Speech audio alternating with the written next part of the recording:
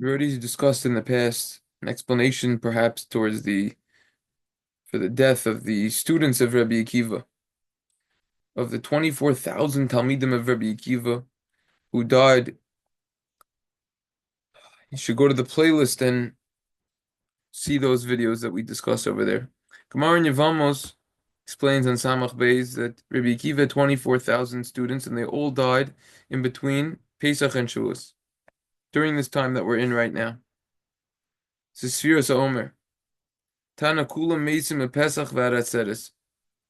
The Gemara over there says the reason why they died is that Mnei shaloi nagu kavod zelazeh. Gemara says kula meisim b'perachechem mnei shaloi nagu kavod zelazeh. They didn't honor one another. So the obvious question is, you're not liable to die. There's no chi of misa if you don't honor someone, a colleague of yours. Remember, this isn't talking about the rabbi. If they're gonna not honor the rabbi, or they're gonna pass an halacha in front of the Rebbe, for sure they're gonna be liable to die. We're not talking about that over there. We're talking about other fellow colleagues over here. Anyways, this happened between. So what's the explanation? How could we explain this? Tomorrow. There's a custom not to be involved with happy activities during this time. The Torah writes in some tough Sadidal, custom is not even to get married this time, not to have extra happiness. This is also why we don't shave. I can't trim my beard. We don't listen to music with instruments. Same exact idea. The question on all of this is, how could we explain all of this with the following Ramban and Rabbenu Bechiya in Parshas Emor and Chav Gimel Lamed Vav? They both explain that this time period between Pesach and Shevuos is like a chol hamoed. It's like by Pesach and Sukkot we have chol hamoed in between. So that's what this is like. It's like a chol hamoed. Isn't chol hamoed a time of happiness? How can we explain this over here? How could we reconcile this time period of avelus of mourning with this chol hamoed? Isn't it a chol hamoed? I'd like to share over an idea from Rabbi Yerucham Olshin in the Sefer on Shevuos and Maimer Yud Beis on this. It says like this. Why specifically did the students of Rebbi Akiva die during this time, between Pesach and Shavuos? Was it a coincidence? Or is there something deeper and there's some symbolism? No such thing as coincidence. So what's the explanation? Why did they die during this time? So he quotes Rav Aaron Kotler, who explains that, as we know and we discussed before, Rebbi Akiva is the foundation of Torah Sheba'al Peh. He is the foundation of the oral Torah. And therefore, his students were going to be destined to transmit that Torah. They were called the Mosri Torah. They were going to transmit it to the next generation as well. This is what we discussed last time. And therefore, they have to be very, very careful to keep the Torah b'meloi taharaso in a completely pure manner. Therefore, since they didn't accord one another the proper honor and respect that they gave, sorry for that shake over there.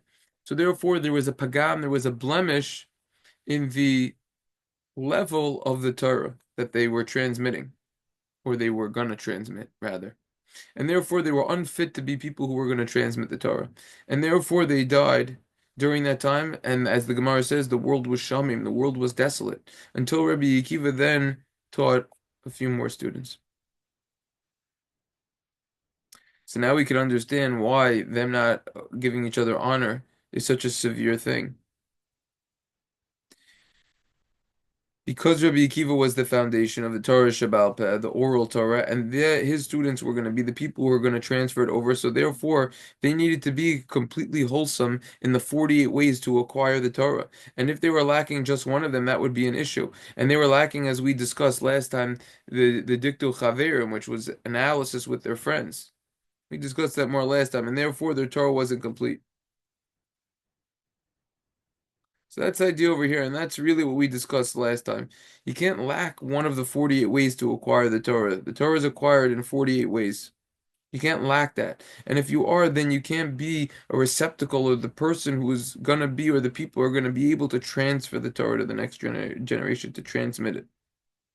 Because there's a pagam, there's a blemish, there's something that is so crucial, and crucial enough that now will prevent you and withhold them rather from transferring the Torah, to transmitting the Torah, because the person who's going to transmit it, or people, have to be completely wholesome, completely pure. And here's where it gets new. Something else that they were missing was one of the 48 ways to acquire the Torah is מכריעו, judging people favorably. They weren't judging their friends favorably. And therefore, because of that alone, it was worthwhile this entire major loss to the extent that the Gemara says that it was desolate over there. Because the Torah has to be transmitted in a pure way. With this, we could explain why this happened between Pesach and Shevuos. Aaron Cutler explains this time of seferas haomer is time when we prepare to receive the Torah, because Shevuos, that's when we receive the Torah, around that time. That's what sefira is about. The Chinuch writes in Mitzvah Shin Vav, when the Jews departed from Egypt, when they were redeemed by Hashem from Egypt, they anticipated the moment to receive the Torah, and they would count every single day. Anticipate, when will that time come? We're going to prepare ourselves to be fitting for Torah.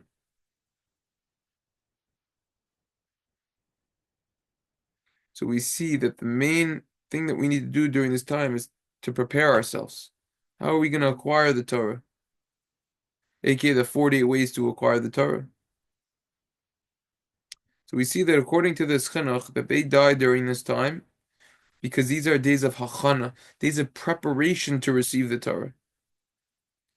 The way that we properly prepare to receive the Torah is completing the 48 ways to acquire the Torah. And therefore, since they were lax when it came to the ways to acquire the Torah, therefore there was a chisoron, there was a lack in the way for them to prepare for the Torah. And therefore they were punished specifically during this time. The Alter of Kelm explains that during this whole time of sefira, 49 days, you have 48 ways to acquire the Torah. Every single day we have to work on another way to acquire the Torah. The last day we could review all of them. 48.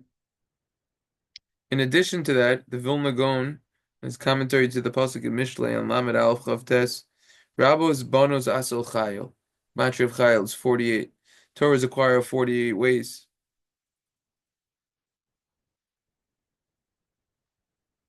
The more a person exemplifies and perfects each of the 48 ways to acquire the Torah and all 48 ways to acquire the Torah in general, the more Torah he will be able to receive.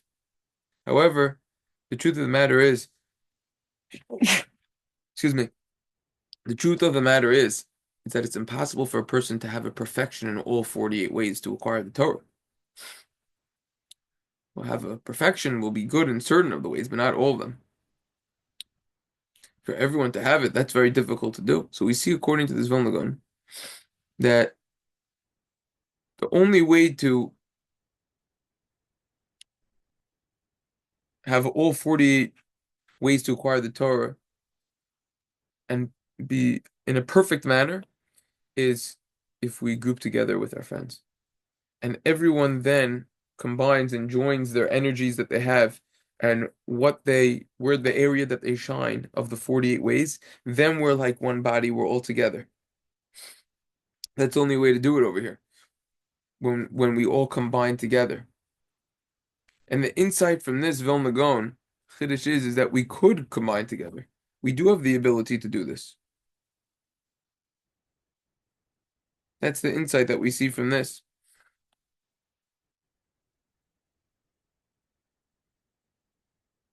So we see now a deeper idea over here. When they were lacking honoring each other, that was a pagam in their achdus. That was a blemish in the unity that they had together. Because a shleimus, a completeness of their unity is only accomplished when they would honor one another. But when they do not demonstrate the honor towards each other, then they had a blemish in their unity, which was a problem. Because that affected, as a ripple effect, consequently, it affected what? There are 48 ways to acquire the Torah. Which then affected them and their inability to transfer the Torah. So therefore, since these days that we're in now is sefira,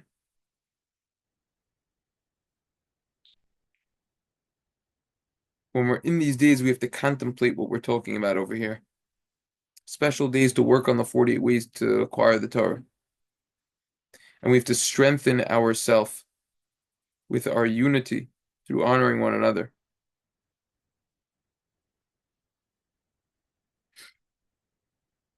And this is where they messed up. And then they all got killed because of it. Because they weren't fitting to transfer the Torah to the next generation because of this. They didn't have the unity. When they didn't have the unity, they didn't have the 48 ways to acquire the Torah down. And also, they didn't have that they were judging their friend favorably, which is another issue. They had to be perfect in this way. Very important point over here. So with this, we could answer the original question. Is this days of mourning or is this days of chol hamoed, happiness? Here's the answer right over here. Aaron Cutler actually says this. These days of sefira is not just to remember these sorrows, these difficulties that happen. If that's so, there were many other times throughout our rich history where many great righteous people died, and we don't have an official time and halachas and rules on that.